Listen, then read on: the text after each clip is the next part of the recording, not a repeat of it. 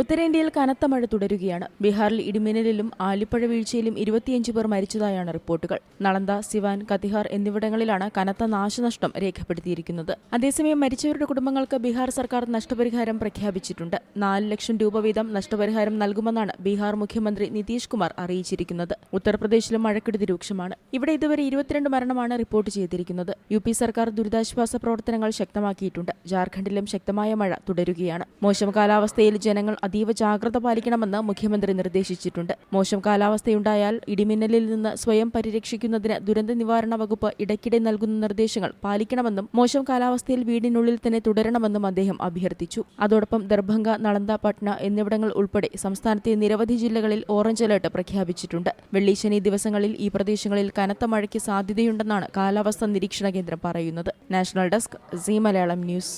ഏറ്റവും പുതിയ വാർത്തകളും വിശേഷങ്ങളും വിരൽ തുമ്പിലറിയാൻ സീ മലയാളം ന്യൂസ് എല്ലാ ഡിജിറ്റൽ പ്ലാറ്റ്ഫോമുകളിലും ലഭ്യം.